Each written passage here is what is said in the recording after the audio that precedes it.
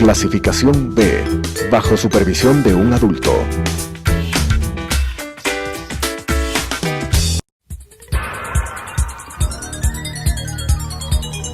Las opiniones vertidas en este espacio por la producción y dirección del programa son de exclusiva responsabilidad de sus autores y de quienes intervienen en ellos.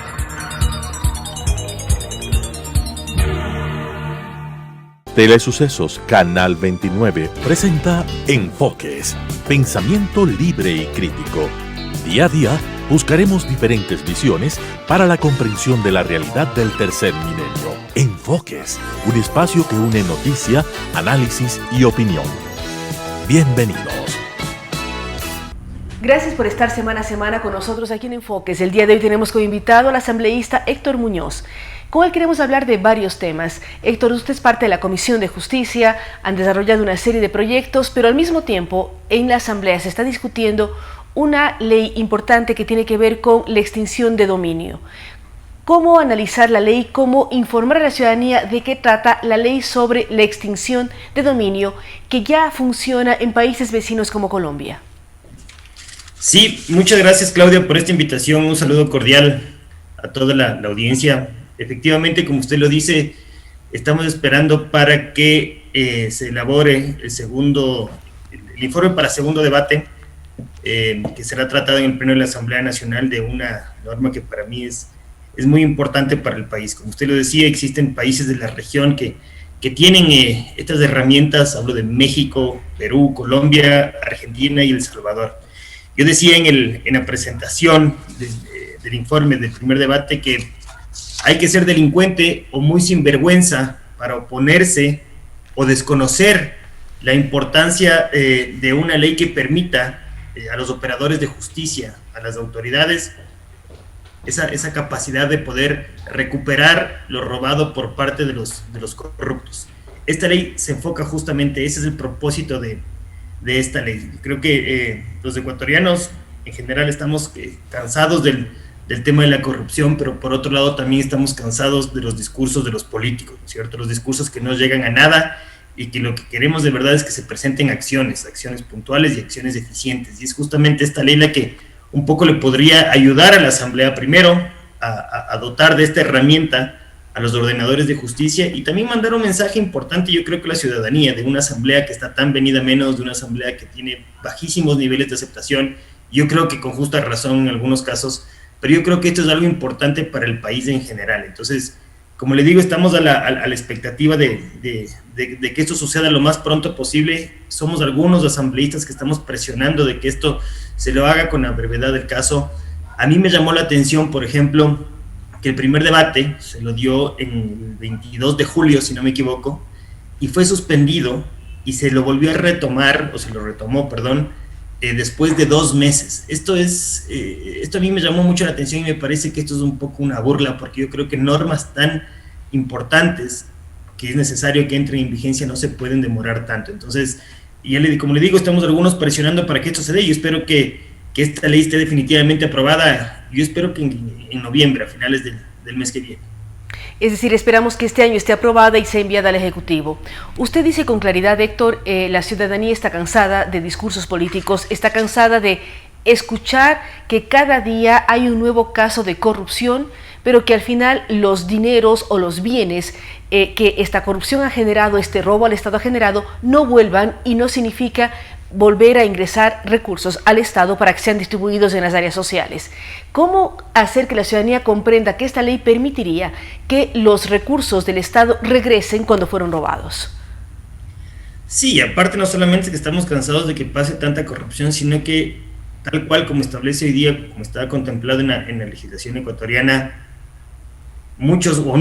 pocos de los corruptos que son sentenciados van a la cárcel y después pueden salir a disfrutar de las fortunas que fueron, digamos, como producto de esos actos reñidos con la ley, esos actos corruptos. Entonces, inclusive, vemos, por ejemplo, que cuando hay cooperaciones eficaces, que yo creo que es importante también para los operadores de justicia, para la Fiscalía, terminan estando recluidos en una cárcel por 9 meses, 7 meses, y después pueden salir a gozar de sus fortunas, ¿no es cierto? Yo creo que Lo importante de esta ley es, primero, que no existe esa sensación de que los delitos queden en impunidad.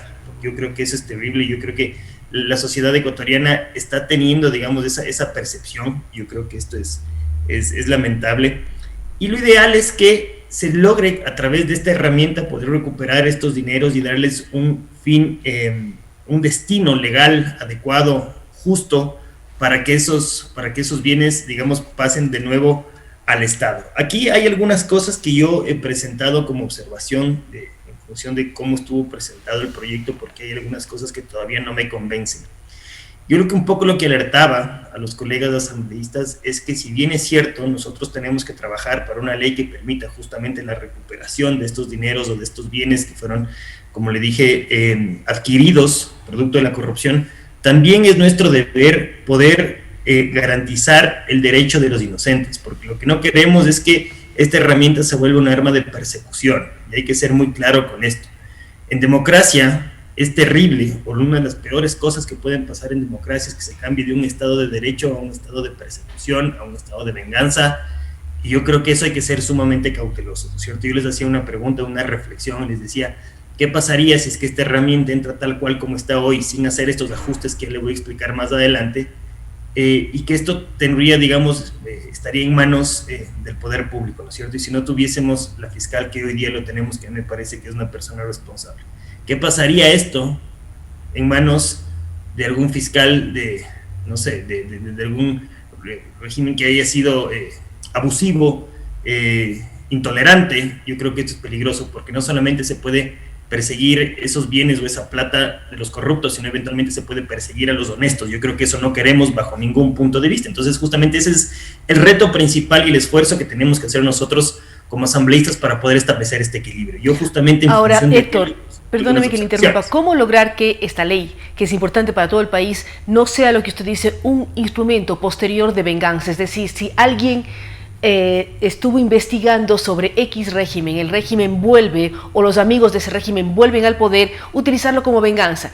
¿Cómo precautelar la inocencia, que sea lo primero, pero también garantizar que quienes han cometido actos de corrupción efectivamente sean sancionados? Es decir, cómo equilibrar y lograr una justicia equilibrada, que es lo que siempre hemos pedido en el país.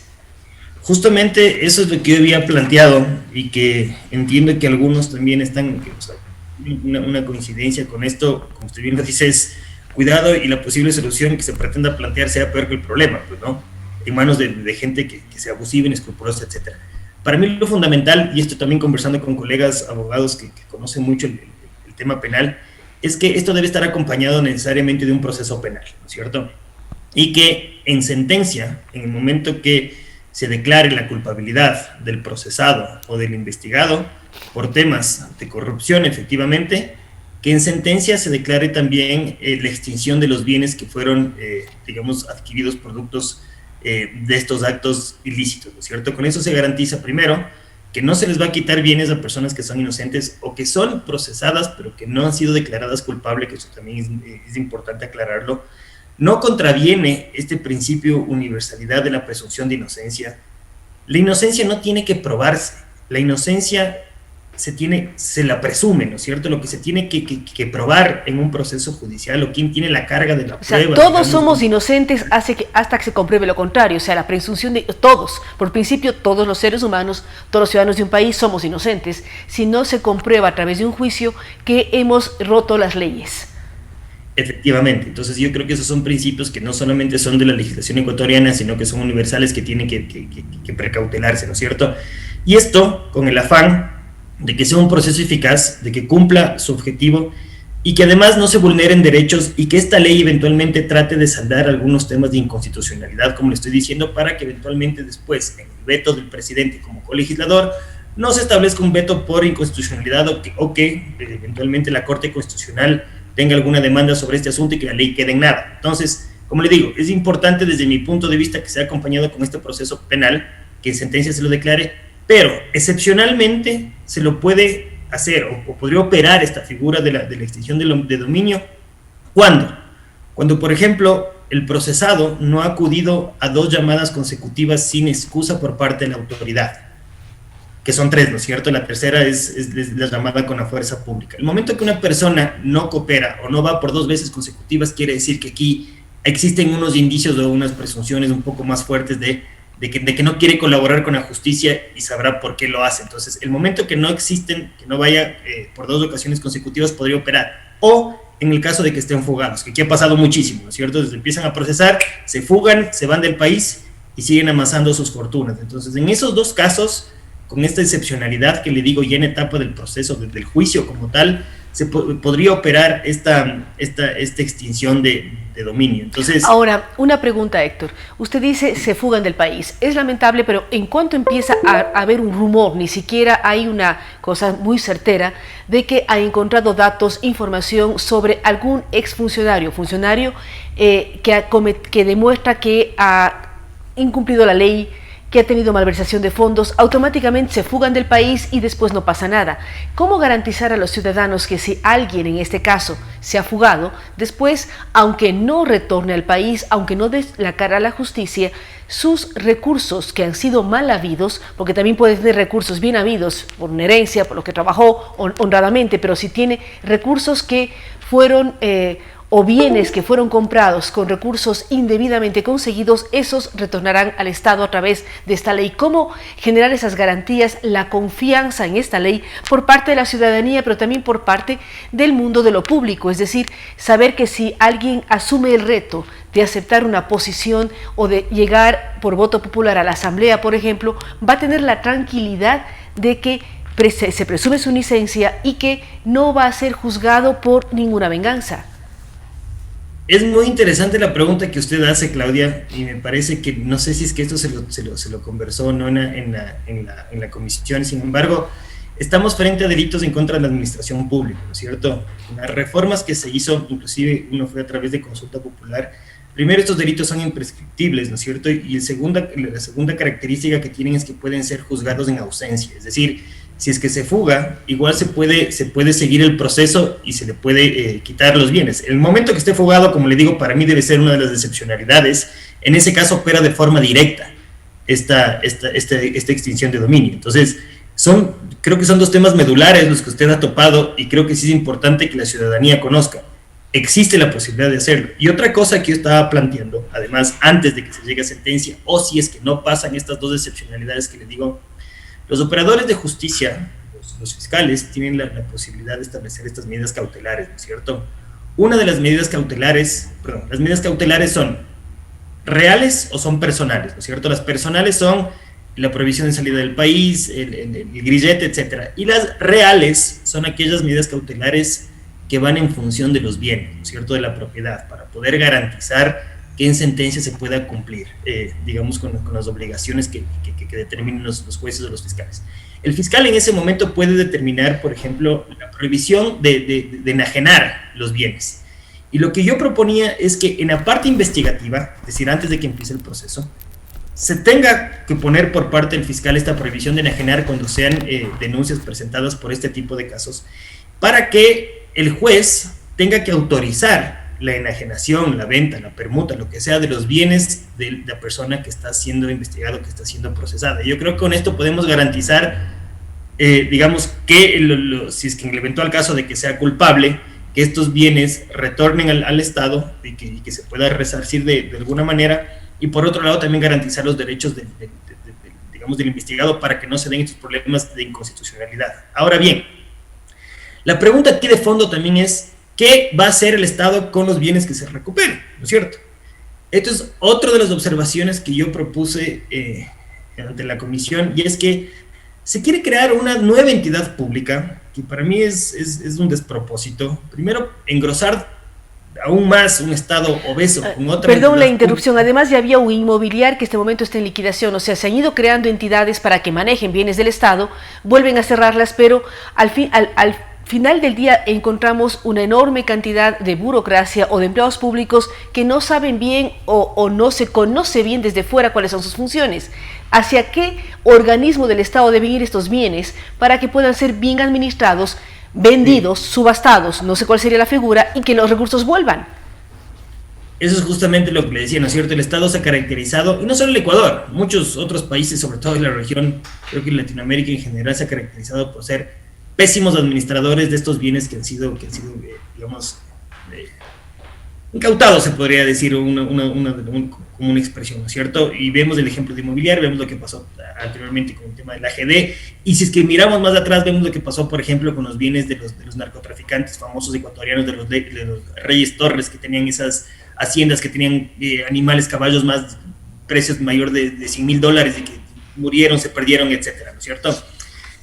Yo creo que y eso proponía es que hay que mirar un poco lo que pasa en Colombia. En Colombia no se creó una nueva institución pública, lo que tienen es una unidad que es técnica, que es de personas que son capacitadas, ¿no es cierto?, que se llama Sociedad de Activos Especiales. No se creó nada, el Estado no tiene que invertir en una nueva creación, en una creación de una nueva institución pública, y desde ahí gente especializada lo puede hacer. Aparte, yo les decía que, si bien es cierto y tal cual como lo establece la ley, un porcentaje alto, que me parece que estaba inicialmente en el 80% y ahora creo que bajó al 70%, se va a destinar esa monetización, es decir, cuando ya se puedan llegar a vender los bienes o subastar, cuando ya se hace dinero, digamos, esa monetización va a ser destinada a los sectores más necesitados, como son la educación, la salud, la protección de los niños. Sin embargo, ese 30% restante se lo quiere usar para cubrir los gastos de administración de esta entidad pública. Yo les decía ahí, cuidado. Las normas ecuatorianas, la Constitución, en el artículo 298, si la memoria no me falla, establece cuáles son la forma de preasignar. ¿Qué quiere decir esto? Cuando el Estado recauda recursos, ¿no es cierto?, esto pasa a una sola cuenta, ¿no es cierto?, el presupuesto general del Estado. La cuenta única del Tesoro, como se le llame. Efectivamente. La Constitución establece que solamente se pueden hacer predeterminaciones de forma directa a algunos sectores, como está muy bien planteado, que es de la educación, salud y protección de los niños. Pero en ninguna parte de la Constitución y de la legislación le dice que estas preasignaciones pueden ser para solventar los gastos de una entidad pública. Entonces ahí les decía que esto es claramente contradictorio con la Constitución, que seamos un poco más creativos, que veamos los ejemplos de lo que está pasando en otros países de la región, como usted empezó diciendo, y como después un poco le amplié cuáles son los países que tienen este tipo de normas.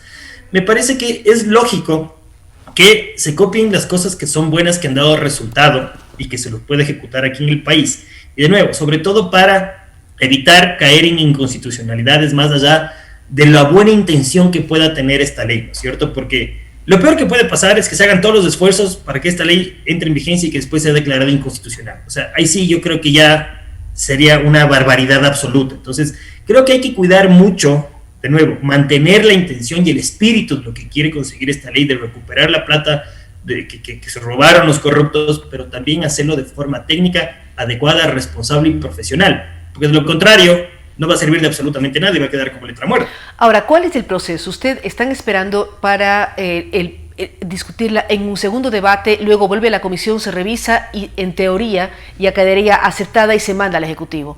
¿Cómo hacer que sus inquietudes, Héctor? Usted es parte de otra comisión, la de Justicia, la comisión que está tratando la ley es la Comisión de Participación Ciudadana. ¿Cómo lograr que conversen entre las partes, los legisladores, al margen del segundo debate, porque de pronto en la sesión plenaria ya no es tan simple, y se vayan puliendo detalles, se evite caer en un rango de inconstitucionalidad y se garantice que sea una ley efectiva, que apoye, que dé respuesta a la ciudadanía y todo lo que usted ha mencionado, una ley que consiga efectivamente recuperar bienes, recuperar recursos y poder invertirlos en las áreas que más se necesitan?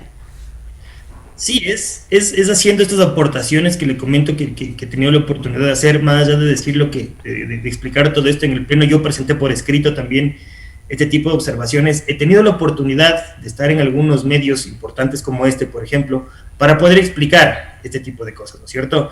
Aquí yo creo que, yo creo que las personas que no tienen la probidad necesaria, capaz al explicar esto, van a decir, claro, lo que quiere este sinvergüenza es tratar de cubrir a los sinvergüenzas de su mismo equipo para que no les puedan quitar la plata de lo robado. Yo creo que las personas que, digamos, que ante la luz pública no hemos tenido ninguna actividad reñida ni con la ley ni con la moral, creo que tenemos la posibilidad de poder explicar esto con mayor detenimiento y con mayor, digamos, desde lo técnico también, porque, le digo, es importante que esta ley esté en vigencia, pero es importante que se lo haga bien. Ahora, ¿cómo ganar credibilidad? Usted decía al inicio también, la Asamblea está en unos niveles de credibilidad bajísimos. En algunas semanas se decía que al menos el 60% de los asambleístas también están involucrados en temas de corrupción o en temas que tienen que ver con venta de prebendas, cuotas, una serie de elementos. ¿Cómo mejorar la imagen de la Asamblea y cómo una ley de este tipo podría demostrar la preocupación de la Asamblea de luchar contra la corrupción? A ver, yo creo que esta norma también yo creo que causa un efecto disuasivo también, ¿no es cierto? El momento que se da publicidad a una ley que tiene estas características, yo pienso que los sinvergüenzas, los corruptos, van a pensar 2 veces en hacer sus trafacías, ¿no es cierto? Porque aparte de irse presos, les van a quitar toda la plata. Yo creo que a la gente lo único que le interesa es amasar estas fortunas. Entonces, si bien es cierto, el revés de la Asamblea, yo creo que nunca el país ha tenido índices tan deplorables de aceptación de la ciudadanía respecto a un parlamento. Yo creo que esto es lamentable, y lamentable porque sí, efectivamente, yo creo que existen corruptos y sinvergüenzas dentro del parlamento. Es lamentable porque es la institución o la entidad del sector público de mayor representatividad de los ecuatorianos.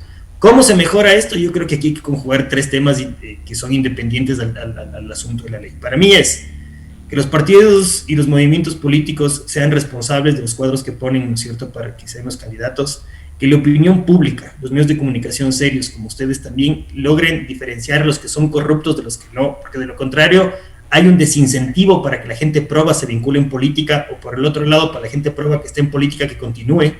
Por ejemplo, a mí me ha causado un desincentivo absoluto, yo por eso opté por no reelegirme para las siguientes elecciones, y finalmente creo que está en la responsabilidad de la ciudadanía de que se enteren bien por quién van a votar. Las elecciones que se vienen en el 21 para mí son absolutamente decisivas. O vamos a regresar a los 10 Sí, pero las años. elecciones del 21, ustedes como Asamblea ya nos obligan a votar por plancha. Y en la plancha puede haber buenos, malos y feos, y uno vota y a veces no conoce siquiera cómo está integrando una lista. O sea, eliminaron la posibilidad de que uno pueda escoger entre listas a los mejores hombres y mujeres que nos representen. Sí, eso yo creo que eventualmente puede ser un revés en función de lo que se aprobó con el código de la democracia. Bueno, estos asuntos de otro análisis, sin embargo, ahí los entendidos decían que con eso se puede fortalecer un poco los movimientos de partidos políticos. Yo tengo ahí mis bemoles también. Sí, Creo puede facilitar la gobernabilidad, hay una serie de parámetros que defienden esto, pero también nos quedan dudas. Sí, es verdad, y creo que a mí también me quedan algunas dudas. En fin, yo creo que estamos aquí con expectativa, vamos a esperar de que esto pase al segundo debate. Esto es importante, en leyes que no son de carácter económico urgente, es decir, las que son orgánicas, las que son ordinarias, como en este caso, se pueden presentar todavía observaciones cuando se da el segundo debate. Antes de la votación se pueden todavía presentar temas para poder corregir y para poder, digamos, quizás hasta mejorarlo, ¿no es cierto? Algunos puntos que son importantes. Yo lo único que espero, de verdad, y esto hago un llamado sincero, de responsabilidad a los asambleístas. Ya se está acabando la Asamblea Nacional, tenemos hasta mayo, por lo menos al último, que metan toda la responsabilidad del trabajo para que analicen todos con sus equipos y lean detenidamente esta ley para saber cómo eventualmente se la puede llegar a mejorar. Yo espero que así se lo haga. Yo voy a hacer lo propio. Nosotros con mi equipo nos caracterizamos por hacer este tipo de observaciones a la gran mayoría de leyes importantes que se presentan. Entonces, vamos a ver, yo creo que el país, como le dije, necesita una norma, unas herramientas de esta naturaleza para poder de verdad luchar contra la corrupción. Ese luchar contra la corrupción, que es de esa frase tan trillada que nadie cree, pero yo creo que va a ser importante que efectivamente que con esto se les pueda quitar la plata a los corruptos. Muchísimas gracias a Héctor Muñoz. Recordamos que él es asambleísta, es parte de la Comisión de Justicia de la Asamblea.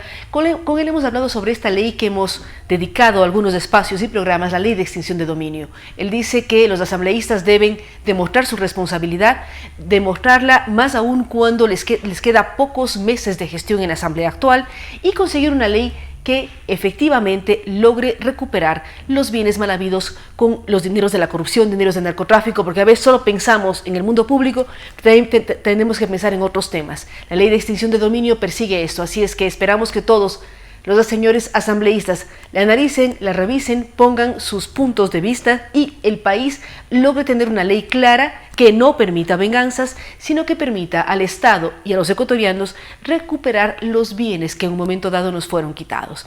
Gracias nuevamente a Héctor Muñoz por su presencia en estos espacios. Gracias a ustedes que semana a semana nos acompañan aquí en Enfoques. Nos vemos en una semana más.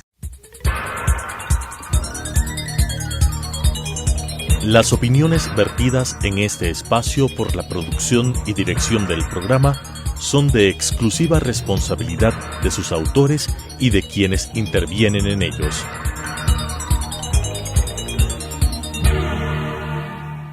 Telesucesos Canal 29 presentó Enfoques, pensamiento libre y crítico. Día a día buscaremos diferentes visiones para la comprensión de la realidad del tercer milenio. Enfoques, un espacio que une noticia, análisis y opinión.